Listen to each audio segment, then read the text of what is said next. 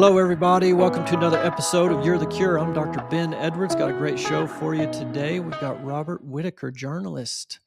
I'm going to say investigative journalist, but I'll let him kind of introduce himself in a minute. Before we bring Robert on, I just want to give a little bit of background. Today's show, we're talking about psychiatry, psychiatric drugs, depression, anxiety. I think one of the top, if not the top chief complaints of young people going to doctors these days, it's anxiety and depression. I think suicide's in the number 2 killer, I think right now, behind maybe pain meds, but we'll let Robert talk about all those details. What I want to remind people is, like I always do, our ancestors were healthy.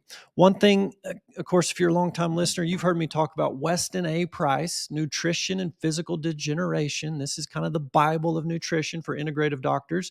And Weston Price was a dentist in Cleveland, Ohio in the 1920s. And he noticed an uptick in his patients of having heart attacks, malignancies, arthritis, hypertension.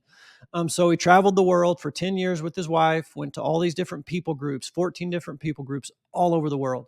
And he documented and put everything in that book. But one thing I usually don't talk about much is he noted in that book the lack of mental illness in all these different ancestral tribes, from Native Americans up in Canada and Eskimos in Alaska, South Pacific Islanders, Native Americans down in South America, Africans, Swiss Alps, British Isles, all the native groups. He never saw any mental illness. It was incredible.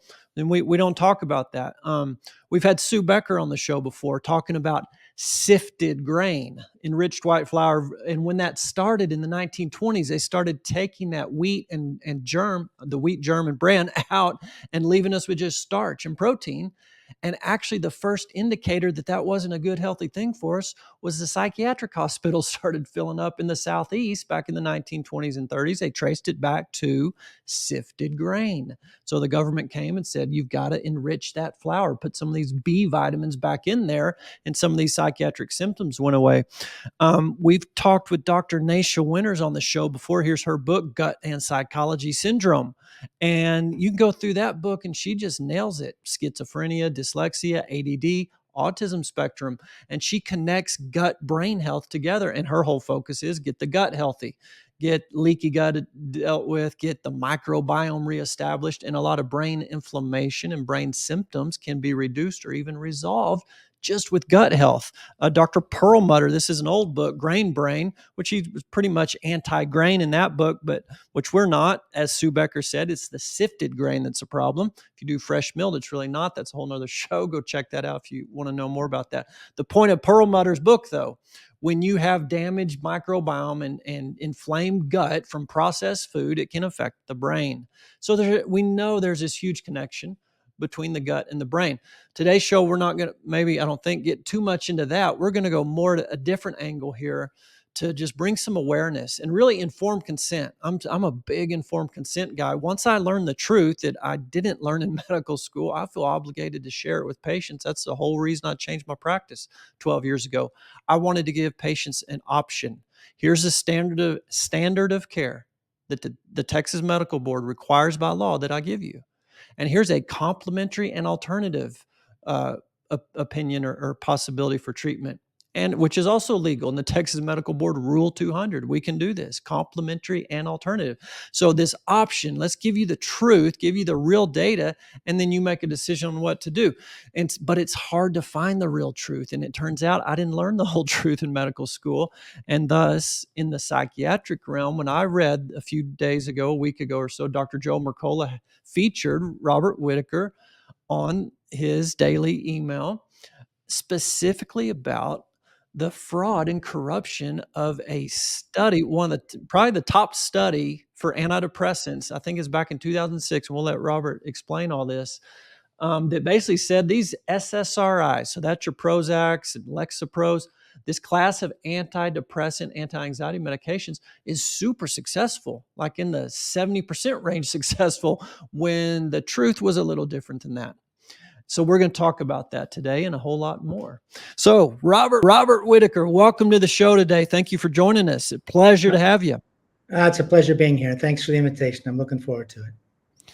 Well, I'd like you to maybe just start, Robert, with introducing yourself. You're not a physician, as I said. You're a researcher, a journalist, or maybe both. But let you just kind of introduce yourself. Where'd you come from? How'd you get here? Sure. And how'd you start looking at psychiatric studies and pharmaceutical data? Yeah, that's a good question. So my background is as a journalist. I was a newspaper journalist for a long time. Starting around in 1986, I began covering medicine and science for publication, the Albany Times Union in Albany, New York. And then I had a time at the MIT Night Science Journalism Fellowship, and this was in 1992, 1993. And we were beginning to hear at that time of evidence-based medicine. You think often that it went back before that, but there was a real push in the early 1990s that, doctors have to practice evidence-based medicine, as if some sort of fundamental truth could be extracted from studies and all. And then after that, for a time, I was director of publications at Harvard Medical School. And again, this was at this time of evidence-based medicine. Now, one of the interesting things about evidence-based medicine, I think there's all sorts of problems with evidence-based medicine. But one of the things that the idea is here is doctors can be deluded about their merits of their therapies. And therefore, you have to try to see, you have to say what practices are they really sort of scientific? Are they have established where the benefits outweigh the risk? And this is what you're talking about with informed consent. Anyway, after that, I left newspapers and I founded a company called Center Watch. We looked at clinical trials, the business of clinical trials. And when you start looking at the business of clinical trials in the 1990s, you saw that there was a corruption happening within American medicine, and particularly in American psychiatry, where pharmaceutical companies were paying doctors at academic medical centers to be their advisors, consultants, and thought leaders. Now, these are the very people who serve as the trusted figures in American society. We go to academic physicians and academic psychiatrists for the truth. But what you saw in the 1990s happening is basically they became spokespeople for the pharmaceutical companies. I'm talking about within psychiatry, but it wasn't only within psychiatry. And once that happened, we began to get a false narrative that was promoted to the public, including about the efficacy of psychiatric drugs and what they did, that they fixed chemical imbalances in the brain. So going forward real quickly, the moment for me that set me on this path about writing for psychiatry, and I've written a couple books and I now have this web magazine, was in 1998. I did a series for the Boston Globe that really looked about abuses of psychiatric patients in research settings. And one of the things we looked at were studies where they had withdrawn antipsychotics from psychotic patients, schizophrenia patients. And we said that was unethical because our understanding was that antipsychotics fixed a dopamine imbalance in the brain. That's what all the experts told me. Schizophrenia is due to too much dopamine. The drugs, by blocking dopamine in the brain, bring it back into balance. So we run this series. It actually was a finalist for the Pulitzer Prize. And then I got a contract to write a book. And so I went back to the experts and I said, can you show me where in the research literature you found that people with schizophrenia had too much dopamine? And here's what they told me. We didn't really find that. That actually it's just a metaphor like insulin for diabetes. They say the drugs are like insulin for diabetes that we use to get patients to take their drugs. So this was this moment that, like, have I, as a journalist, been telling a false story? And then I asked about the low serotonin theory of depression, that people with depression have too little serotonin. The SSRIs, by increasing serotonin, bring that back into balance. I said, can you show me where depressed patients have too little serotonin? And what they told me, now this goes back to 1998, they said, we didn't really find that. Again, it's a metaphor we use to get people to take their drugs. And the moment where I really went on this path is when I opened the 1998 American Psychiatric Association textbook. And here's what it said. The low serotonin theory of hypothesis, low serotonin theory of depression hasn't panned out. We've done all these studies and we haven't found that people with depression have low serotonin prior to going on the drugs. And then it even said it was sort of a ridiculous hypothesis because there's no reason that the drug's mechanism of action should be that the underlying pathology should be the opposite of a drug's mechanism of action. So in their own textbook, they were saying it wasn't true, but they kept telling the public that it was so, that they had found that low serotonin was the problem in depression. So the point is, I began writing about this, and I wrote a book called Mad in America from this perspective. A journalist's job is to be a relator of truth as much as possible to the general public. Our duty is to the general public. It's not to the profession. And so what I began looking at was, what is the story, the narrative you find about psychiatric care, the merits of its drugs, what we really know about pathologies, what these drugs do, and how effective they are, and what are the long-term outcomes. I said to myself, I'm going to start reporting what's in the scientific literature and not just be a mouthpiece for pharmaceutical companies and, in essence, a guild, the guild of psychiatry. And what you can see is that, in essence, psychiatry has been telling us a false story for decades. If we can go into that. But now the recent thing, the STAR-D study, this is such an important example of the false narrative that has been told to us. Because in some ways, I think this is the worst medical scandal in modern times, and I'll explain why. So the STAR-D study was funded by the National Institute of Mental Health. And when it was funded, when it was started, here's what the NIMH said. We've had all these short-term trials, studies done by the drug companies. They said the problem with those trials is twofold. One, they're short-term, just for a few weeks. We want to know what's happening to people for a longer period of time. But even more important is those trials aren't done in real-world patients. And what they meant by this was this. Any sort of these commercial studies have all sorts of exclusion criteria because they're trying to select for people most likely to respond to the drug. And they've said something like 80 to 85% of people who present at ordinary clinics with depression, they wouldn't qualify for those industry-funded trials or those industry-conducted trials. So they said, as they started study, this will be the study that guides our care going forward. This will be the first and the best and the longest trial in real-world patients. And we're going to see, can we get people well with this form of care, and can we keep them well? There's two parts.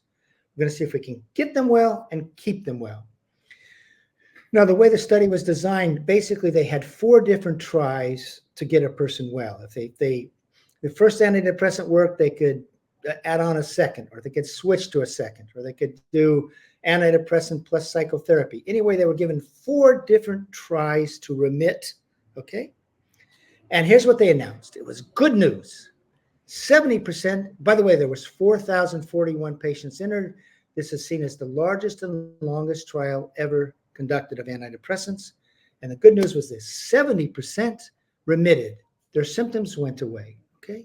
And that became the sort of the bottom line finding that was repeated over and over again. And what the NIMH said is, what we've learned clinically from this is, if the first drug doesn't work, try a second. If the second, try a third. Try again, and you're almost certain to eventually have success.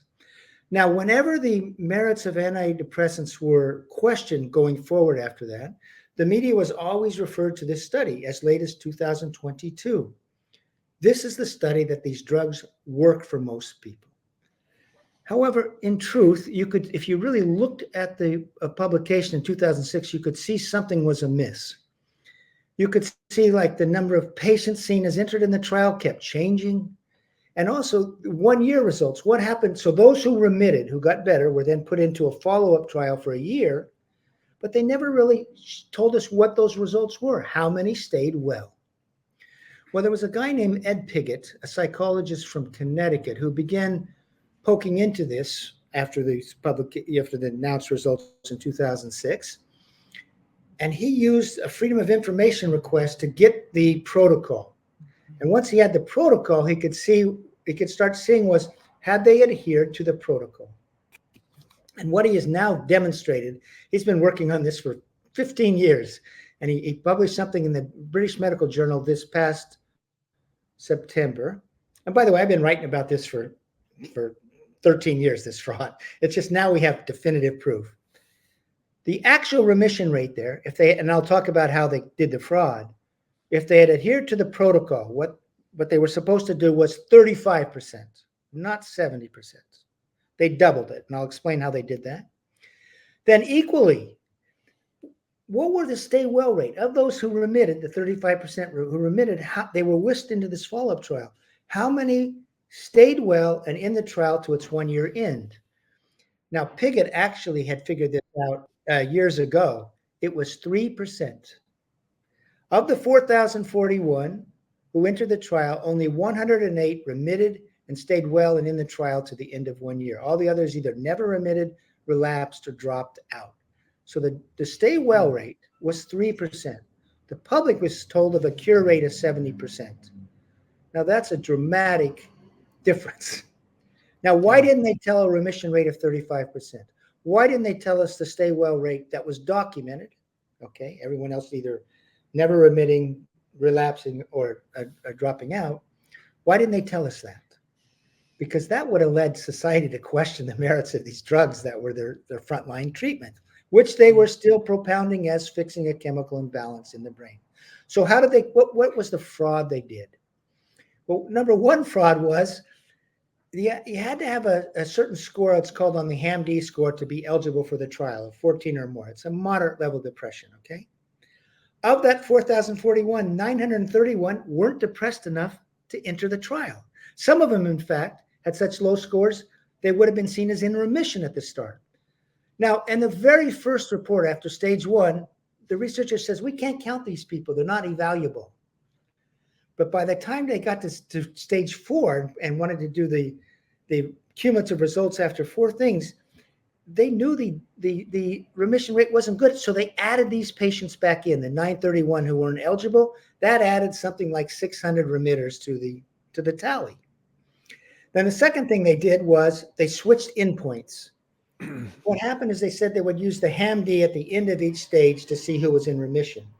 But they were using another experimental tool called the QIDS, which they would administer unblinded at every trip, at every visit every 2 weeks. And all of a sudden they said, oh, well, every once in a while they have a good day and they're, quote, remitting under the QIDS. And they realized if they switched to the QIDS, even though the protocol said, do not use the QIDS for evaluating outcomes. They only reported QIDS outcomes for the final. That added 200 more people.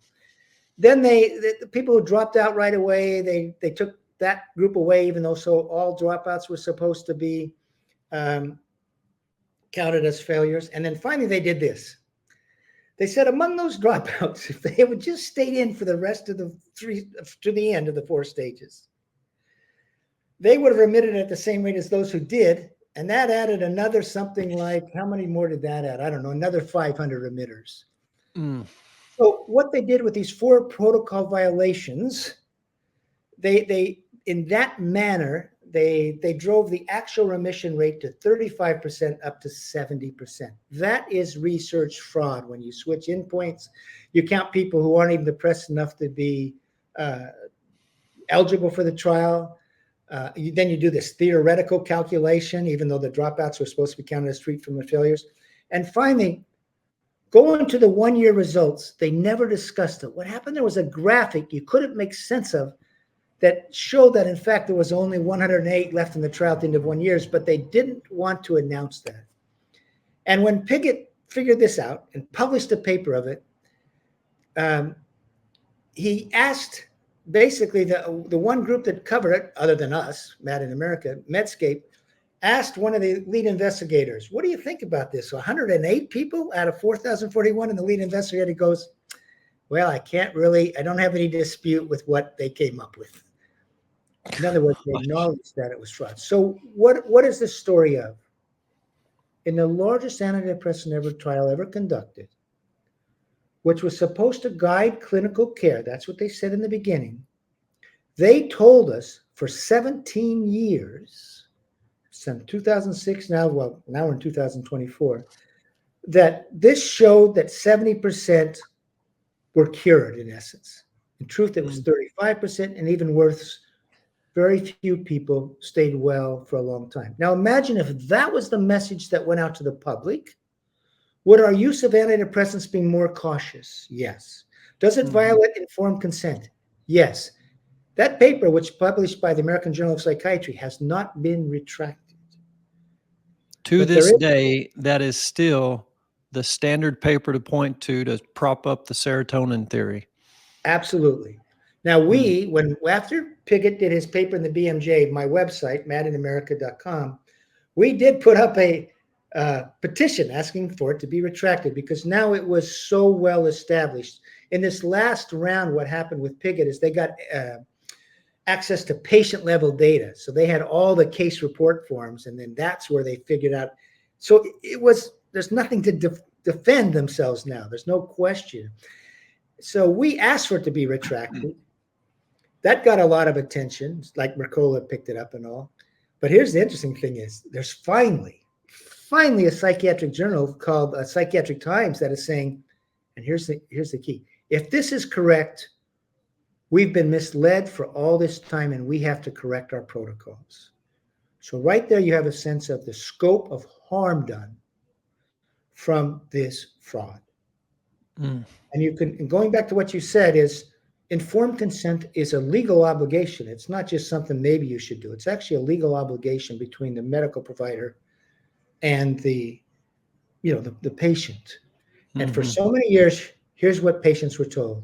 You have a chemical imbalance, this drug will fix it, and we have very good results with that. And in fact, because the chemical imbalance story has been admitted to be, has fallen apart as well, none of that was true. The chemical imbalance story fell apart in the 1990s. Yeah, and I want to talk about that too, but real quick, I should have brushed up on this, but there's got to be, what is the American Association of Psychiatry or whatever, the national kind of psychiatric association, have they spoken to this? No, they have not. And here's the thing. So that it's the American Psychiatric Association, and they're the publisher of the American Journal of Psychiatry. And all these these publications, these reports of the results from STAR-D appeared in that journal. Okay. By the way, under all sort of scientific code of ethics, they're supposed to retract this study now, and they're supposed to do an investigation. They haven't. The other thing to know is this: Piggott and company have now published about four studies of this documenting this fraud. Each time they asked the lead investigators if they had any complaint, they never said a word. So they never sought to defend themselves until, frankly, we made it this sort of public petition. And the APA hasn't said a word either. And why not? Because the APA has promoted this result for decades. By the way, the APA, American Psychiatric Association, in 2005 put out a press release saying, good news. Most of the American public now understands that depression is due to a chemical imbalance in the brain, even though their own textbook in 1998 said it hadn't panned out. And they said, the bad news is not all the public understands that psychiatrists are experts in fixing chemical imbalances. So they were promoting their profession as, as basically treating a pathology, and they had the drugs that treated that pathology. Now, they've never apologized for that, even though, like the editor of Psychiatric Times, Ronald Pies, in 2012, I think it was, he says, the chemical imbalance theory of mental disorders is a kind of urban myth, never a theory propounded by well-informed psychiatrists. And in a way, he's true about it. The well-informed psychiatrists knew it wasn't true years ago, decades ago. But that message was never communicated to the public. And the American Psychiatric Association was one of the promoters of that story for many years.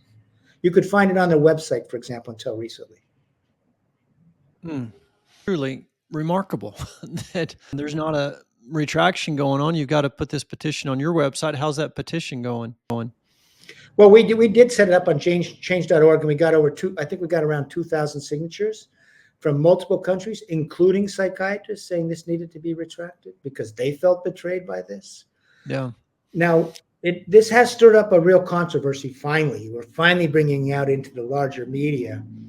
And if it ever gets into the New York Times or Washington Post, I think it'll be the biggest medical scandal in recent times.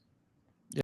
Well, and that's what caught my attention when I read that article with Joe Mercola, because a very similar quote, almost identical to yours, but this was from George Mann, who was the associate director of the Framingham study, which physicians know what that is. But here's a quote from George Mann: a generation of citizens has grown up Since the diet heart hypothesis was launched as official dogma, they have been misled by the greatest scientific deception of our times, the notion that consumption of animal fat causes heart disease. So that was George Mann way back in 1985 talking about this diet heart hypothesis with saturated fat. It's been well documented now that that's not accurate either.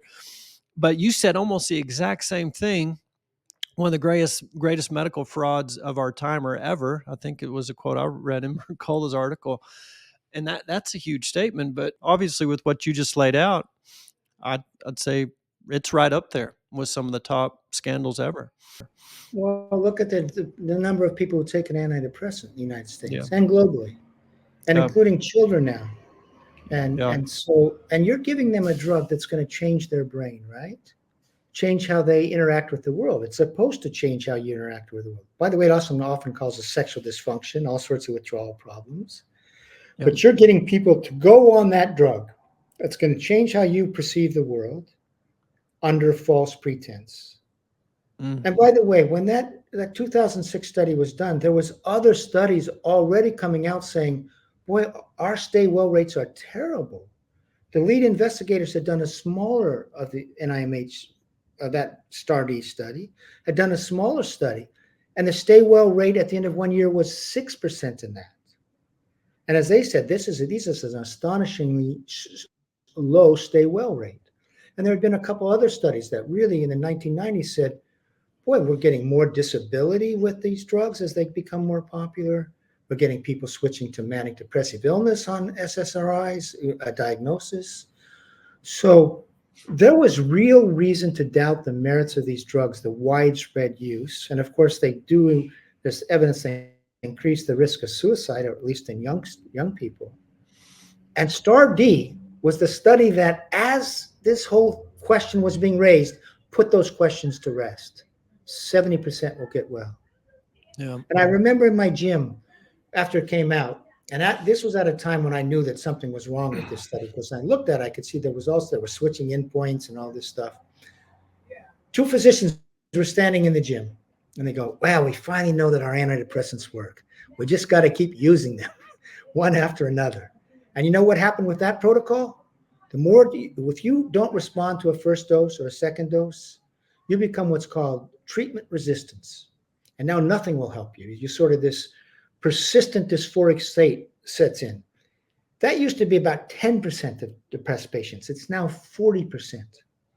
So this STAR-D study recommended a type of care that was likely to increase where people became treatment resistant, or sort of what's called experiencing tardive dysphoria, a persistent dysphoria feeling. And by the way, in 2013, there was a mood disorders expert who said, I think this practice is causing this increase in treatment-resistant depression. So there's all sorts of harm you see done when the population wasn't giving informed consent based on this 2006 study. Well, are there any other studies that, to play devil's advocate, if there's a psychiatrist here from the American Association of Psychiatry, is there another big study they could point to that would counterbalance what you're saying?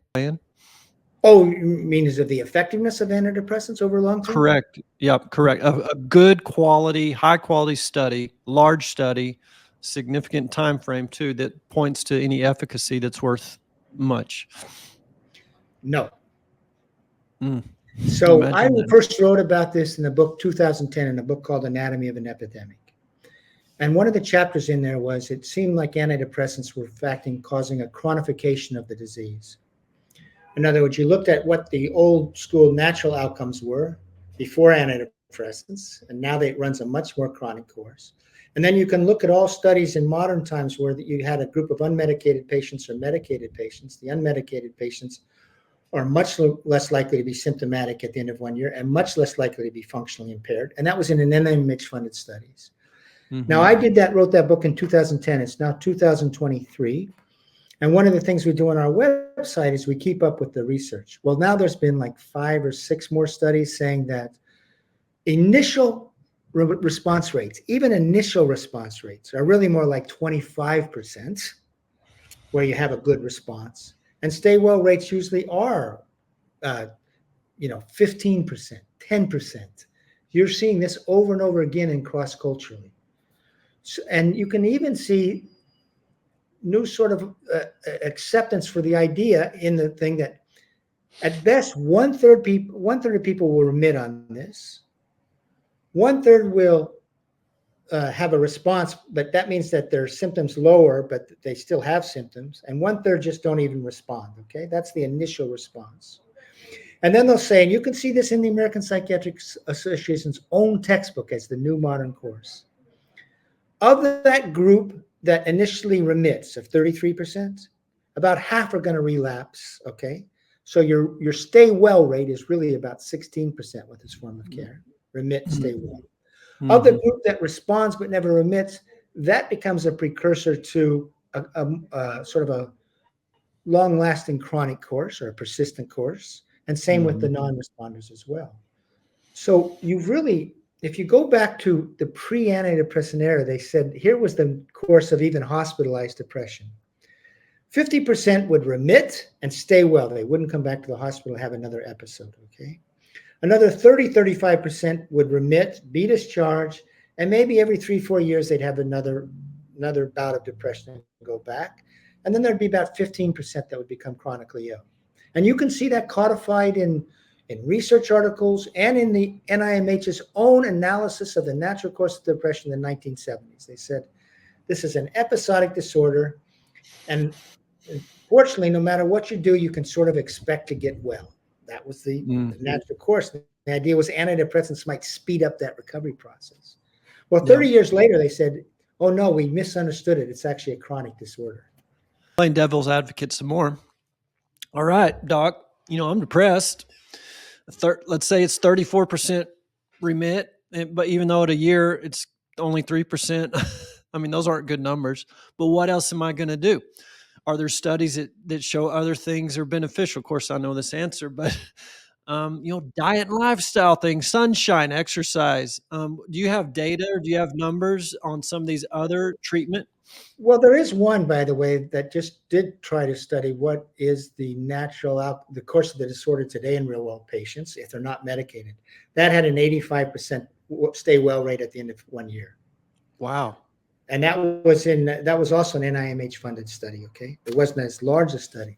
Sure, nutrition does play a role, of course. I mean, we're a machine. I like to say, in a way, when you think about this, we're mind-body machines. All right. So obviously, what we're built is to convert energy from what we eat. Yep. I mean, that's how we evolved. So obviously, diet is so important. Sleep is so important. Physical exercise is so important. There's plenty of information about gut inflammation being a problem. And of course, brain inflammation is seen as a big problem for psychosis as well. And the point is, and I was really interested when you said in your entry that when they went around to indigenous communities, they didn't see mental illness, that were living like with unprocessed foods. And I spent some time in the upper Amazon with an indigenous group that has really stayed apart from the Western world, and they're still like hunting and gathering and using herbs. They had no concept of mental illness. What they had was a concept that if someone were unhappy, they were no longer in sort of, they were no longer able to converse or to be with their ancestors. And they have a whole ritual for doing that. So they had a ritual for being with their ancestors again. And it was a ritual with ayahuasca. But in other words, they didn't see as a problem within the brain that someone was mentally ill. They saw it was in the spaces of the tribe, so to speak, might lead to unhappiness, that sort of thing. So there's plenty of evidence that, and I'll give you an example of one of these studies. There was a study done with elderly people about exercise. And here was the randomization. Exercise alone, exercise plus SSRI alone. And let's see how many weeks it was. The first one was 4 months. And after 4 months, actually, the amount of people who got better was about the same in all three groups. But by the end of the 10 months, it was by far the exercise alone group that had the best stay well rate. And the exercise plus drug was much less, showing that the drug actually caused a drain on the drug. Now, the other thing that was interesting is people wanted to get into the exercise group. Mm. Once after that 4 months, they had a chance to see if they could, was there any way I could get into the exercise group? I think they said no because it's randomized, but they wanted to do exercise if that would be offered to them. Mm-hmm. And you for a time you had social prescribing in the UK where they would prescribe exercise. Green Yeah. spaces, being out in nature is good. I know a Yep. guy who, but going back to your, being the devil's advocate, one of the problems is we don't have money funding that type of research Yep. because there's no profit to be made from it. Yep. So that's one of the problems is, to be honest with you, the nutritional studies, the exercise study, the lifestyle studies, there's no one making a profit off of that, right? In the way that drug companies are. So the amount of research that has gone into that is much less. But Yep. if you go on to Mad in America, the website I run, you'll find all sorts of studies that do talk about, non-drug therapies that have Mm-hmm. proven with some success. Yep. Let's talk about that a little bit. Your website, madinamerica.com. What's the purpose of that? What can people find on that? And then, I know because I looked, there was an article about research bias. So I'd like to talk about that too, just in general, broad medical terms, not just psychiatric, but talk a little more about your website and what people can expect to find on there. Yeah, so we set up this website after I wrote this book, Anatomy of an Epidemic, which really looked at, we're using these psychiatric drugs more and more. We're getting more and more people diagnosed, and yet the burden of mental illness in our society among our youth and adults was growing up and up and up. And usually when you get more and more people treated for a disease, the burden of that disease goes down. Instead, it was the opposite here. And part of that, the book is talking about how, in essence, we have organized our thinking around a false narrative of science. And the false narrative of science was these were known brain diseases caused by chemical imbalances, and we had these new drugs that fix those chemical imbalances. And the science was not showing that to be true. So the first thing that Mad in America has is daily science reports that aren't promoted to the general public precisely because they are not consistent with that narrative of progress that we're supposed to believe in. So first of all, we just want to be the recorder of what's appearing in journals that does counter that conventional narrative, and also does, if there's something about exercise or nutrition, we'll report on that because we want to make that part of the evidence base that people can consider. So that's the first thing. And our science team is composed of basically PhDs with psychology degrees is mostly what it is. A second is we do have a resource section. So you can go on there and you can look at, say, drugs, and you can do antidepressants, and it'll tell you what is known about the mechanism of action.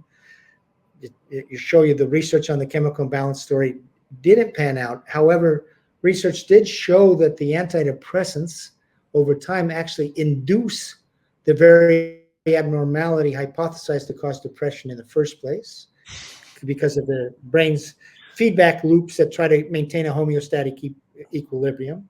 Mm-hmm. And then we go through all this long time research that I've been hinting at here. And so you can go, we do summaries, and we put links to the studies themselves so that you, the visitor, can see for yourself what these studies show.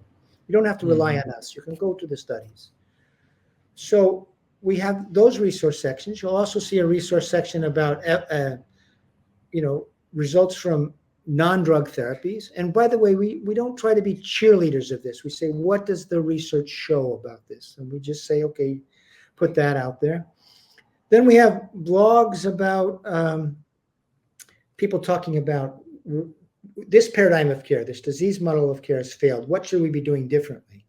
And we might do interviews with researchers, people with lived experience, the World Health Organization. We've had interviews with the former Special Rapporteur for Health from the United Nations, people who are urging a reconceptualization of psychiatric problems. And by the way, there's a big movement, both within the World Health Organization and from this UN Special Rapporteur for Health, to look at, quote, the social determinants of health, which of course includes diet, exercise, socialization, all those things we know that are important. And then finally, you'll find some other things. We have radio podcasts. We ran a continuing education arm, so doctors like yourself could come and get continuing education credits that weren't basically paid for by the drug companies. Mm-hmm. And we do also personal stories because we think that part of any sort of informed thinking about psychiatric care, you have to listen to the people who, are being treated. And there are many people who've been treated who are very unhappy with the results from psychiatric care. And so we try to bring those voices forward. But the biggest thing here is this. We believe the disease model of care has failed. It's not founded on honest science. And we're seeing the burden of mental illness going up, suicides going up. And so we need a rethinking of that care, Mm-hmm. how we're going to conceive of human beings and how to treat them. But we don't think we're the ones with the answer. We think that's an answer that's got to come from society. And you Mm-hmm. need philosophers, you need psychologists, you need people with lived experience, you need nutritionists, you need a whole group of people to think about what is possible and not just leave it up to, quote, the psychiatric guild. Yeah. Well, I'm 100% in agreement. We preach that a lot here, trying to just inform people of the fact that the United States gets the worst healthcare outcomes by far. I was just listening to another interview on my way into work today. I think it was 80% of Americans are overweight and obese, and 50% are pre-diabetic, and just these horrible, horrible statistics. Depressed, infertile, obese, sick, spending the most money of any country.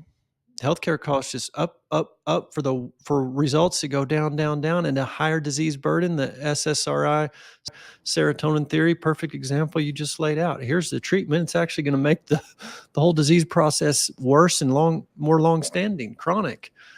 We've got a complete That's what the upside data down. shows in aggregate for sure, that it pushes Yep. depression in a chronic disorder. The other thing that, I mean, just to go on the broken conception we have of health here, I'm 71 years old. I don't take any medications, but the average 71 years taking like 4 or 5 meds a day, right? And something like half of our kids are taking a day. Half of our 30-year-olds are taking a med every day. Yeah. That's And for amazing. such poor outcomes, not even talking about the side effect profile on these things, but I'll give an example. The number one killer is heart disease. The number one treatment is a statin. JAMA, March of 22, did a review study on all the statin data, 0.8% reduction in cardiovascular mortality. So our number one killer's number one treatment is less than 1% effective. Let's go to number two killer, cancer. There's a study out of Australia this few years back, and I believe it was a 2.1% 5-year. What did chemo do for 5-year survival? Chemo contributed about a 2%, 1.8 or 2% benefit. So a very small to almost no benefit on your top two killers, your top treatments for those top two killers. And now we've got the whole psychiatric depression, anxiety data that we just went over here. I don't know all the latest Alzheimer's data, but the last time I looked a long time ago, the top treatment for Alzheimer's maybe would keep you out of the nursing home for a month. Then if you weren't on it, these outcomes are awful, costing an arm and a leg. I've talked to CEOs of private businesses around town, and they're just pulling their hair out, spending so much money on healthcare insurance, put that in quotations, it's sick care, management of symptoms. It's an absolute disaster. But it's propped up by this evidence-based medicine thing you started at the top of the show talking about, coming in the 90s. And I remember this. I started medical school in 1998 at UT Houston, and I remember this evidence-based medicine was the big push starting back then. They were trying to teach us what this word means, and here's what it is, and here's how you're going to practice. Little did I know. But comment on that. Well, I know the problem with evidence, because I was, being taught the same thing in the 90s when I was at Harvard Medical School as director of publications. But the problem is, what evidence and how is it constructed and how is it developed? Mm-hmm. And so, for example, I'm just going to say with the psychiatric drugs, but they'll say a drug that is effective, an antidepressant is effective when it beats placebo by just a few points on some scale that isn't even clinically meaningful over a 6-week period, okay? And it's just on the symptoms. It's not about your functionality. It's not looking at the adverse effects. That becomes an evidence showing that it's an effective drug, right? Yeah. But that's not really what, and then they even look at the design of the trials. When you look at antidepressant trials, you know what the placebo group? It's a group withdrawn. The placebo group has been withdrawn from antidepressants. It's not an antidepressant naive group. And we know that withdrawal is a problem, right? So you're really comparing drug maintained patients versus drug withdrawn patients. That's not a Mm, true placebo group, yeah. but it is seen as evidence based. Now, I've seen evidence like in other places, like you say, Alzheimer's. 3 weeks you get to be at your home 3 weeks more. I've seen a cancer study that says it prolonged life by, what was it, 10 days or something, or 2 weeks. Yeah. That was the delay in mortality. And the cost of this thing was crazy. Hmm. So evidence-based is like, well, how are you constructing your trials? What's your endpoint? And is it clinically meaningful? But part of the problem with evidence-based medicine is they told doctors all of a sudden, don't pay attention to your patients and what's really happening to them. You follow the protocols, right? Yeah. They Yep. actually took clinical sort of expertise away from the doctor as if we're all the same. At least that's what I hear from doctors all the time and see is like they become like it's like painting by numbers. Yeah. That's it. And you're supposed to do this. That's the evidence base. But the evidence is constructed. It's about short terms, and it's really not telling you what is happening to people over the long term and in many domains of their life, like physical health, sexual health, all that sort of thing. And I'm sorry, you got me on the statins. Don't the statins have an adverse effect with white brain cells or something? White brain cell, Matt? Don't Uh, they? yep. There's an increased risk of dementia. The brain needs cholesterol, as does every cell of the body. So you increase risk of dementia, increased risk of heart failure, increased risk of rhabdomyolysis, which is a muscle breakdown disorder. There's 200 different significant potential side effects, including increasing your risk of type 2 diabetes in women in particular, which type 2 diabetes is the underpinning for all disease, for heart attack, for cancer, for Alzheimer's, which is called type 3 diabetes now. It's a total disaster.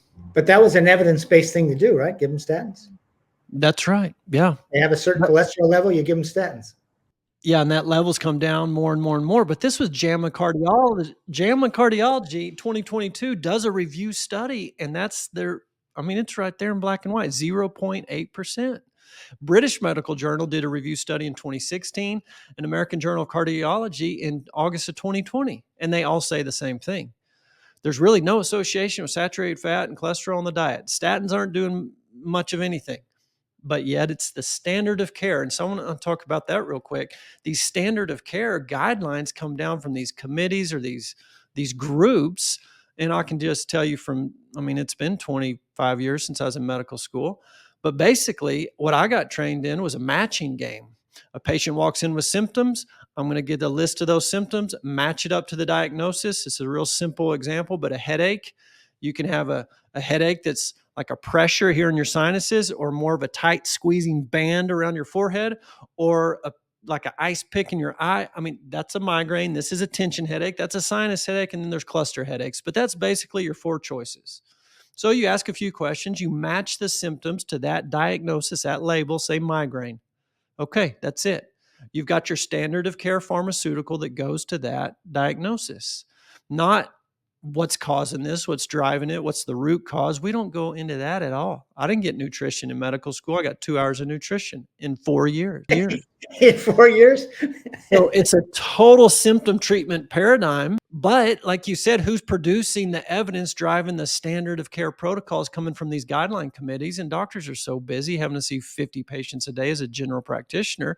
You just go to your American Academy of Family Practitioner, website. What's the guideline for cholesterol? What's the guideline for migraines? What's the guideline for depression? Whatever, and just plug and play. Here's your script. Here's what the experts told us to do. It's the protocol thing. There's no individuality. There's no time to get individuality. You're just a protocol pusher, unfortunately. And the outcomes, unfortunately, the patients are suffering and our wallets are suffering. Yeah, you just described a completely broken form of care. Completely Yeah. broken. It's not attached. It's not even looking at root causes Yep. and ways to sort of regain your health. It's just treating the symptoms and getting rid of that person without any thought. I mean, I don't know why anybody want to be a doctor today if they just have to do what you just described. Yeah. It really, I don't either. it doesn't sound like it's engaging, or it just seems like you're a drone. Almost like a robot. You got to do this, this, this, and this. And by the way, those lowering of the standards, so you can do screening and get more people on the drugs. So often you will find that the people on the screening committees have had some tie to pharmaceutical companies. And what do pharmaceutical companies want? They want to have screening measures that build the market for their drugs. So if you can lower those, whether it be hypertension or whatever it might be, now you have a mechanism for getting people on your drug, whether it be an antihypertensive and all this pre-diabetes stuff. It's all about like making it so you go to your doctor, you get screened, and you you come home with a prescription. Yeah, truly is. And it's really, really hard for, I think, the general average Joe on the street to believe that it could be that bad. That the financial aspect, the corruption. I read an article, I think it's Business Insider report. So it's completely a financial investment. And I don't even invest in things, but someone sent this to me because this article was talking about a drug that came out for hepatitis C a few years ago, but it really did cure hepatitis C. But the point of the article was so much money got invested in research and development for this drug, and then it actually worked so well and cured this hepatitis C. The market, there's no market for it anymore. There's no more patients for it anymore. And conclusion of the study was nobody's ever going to do this kind of drug again. You've got to keep the patient coming back for more, which sounds horrible. But if you're purely looking at the money and investment, it makes sense. But this is people. These are people's lives, their health. It's awful. But you know, you if you look at the history of the drug industry, you can see Mm, so the drug industry really expands with the introduction of antibiotics, World War yep, II and all. And yep, of course, antibiotics are great at this time, right? They cure bacterial infections. yep, They're the magic bullets. yep, But the problem was from the pharmaceutical company was exactly that. They cure bacterial infections. You just use them for a short period of time. I mean, that was good. But then you see them in the 60s really moving towards what they're going to call lifestyle drugs, drugs yep, that you're going to take on a chronic basis because then you have lifelong patients. The benzodiazepines start creating lifelong patients and that sort of thing. And that's one of the things when depression turned from an episodic to a chronic disorder, especially when the SSRIs were introduced, drug companies weren't unhappy with that. And yeah, then when they had trouble coming up, they weren't unhappy with that. That just meant, customers that would be there. And of course, what happens with so many psychiatric patients, they end up on 2 drugs, 3 drugs. All that actually is like, I hate to say this, but it's sort of a commercial success. yeah, If you just look at customers, market size. yep. Unfortunately, there's way too much intermingling of the financial um, part of this, Wall Street and investors, and the bottom line mixed in with healthcare. And I mean, it's really a disaster. The whole system needs to come down and be reinvented, I would say. Um, I wanted to read a couple quotes and get your reaction. Then we got to wrap it up. We're almost out of time. But and this is from a number of years ago. 2 prominent former editors of major medical journals. So here's the first one: Dr. Richard Horton, editor in chief of The Lancet, world's most respected medical journal by some accounts. Quote: "Much of the scientific literature, perhaps half, may simply be untrue. Afflicted by studies with small sample sizes, tiny effects, invalid exploratory analysis, and flagrant conflicts of interest, together with an obsession for pursuing fashionable trends of dubious importance, science has taken a turn towards darkness." That was Richard Horton, Lancet editor in chief. Next quote, this is Marcia Angel. "It's simply no longer possible to believe much of the clinical research that is published or to rely on the judgment of trusted physicians or authoritative medical guidelines. I take no pleasure in this conclusion, which I've reached slowly and reluctantly over my 2 decades as editor in chief of the New England Journal of Medicine." That was Marcia Angel. And I just want to say, the politicians are funded by the pharmaceutical lobby. I believe it's the number one lobby. Number two, the pharmaceuticals are funding the TV stations, the media. It's, I believe, the number one commercial dollar wise. And that's, I mean, there's some influence on the consumer, the person listening to the commercial. Mostly it's a turnoff, I think. But what people got to remember is those dollars, that's paying the the media's salaries, therefore influencing. Hey, Roger. Well, I don't know all the, I won't throw anyone under the bus, but hey, CBS president, I don't think you need to run that story. Or why don't you run this story? You have that many dollars flowing, whether it's politics or media, that's going to drive this whole thing. That's to me where you got to cut the legs out from under this thing. Yeah, that's the problem.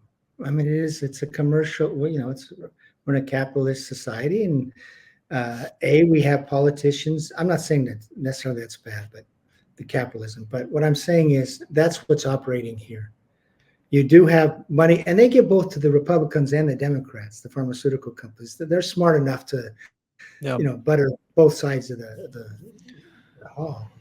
And the other thing you're talking about is indeed the media now is so reliant on pharmaceutical funding. You turn on your TV, you turn on your radio ads.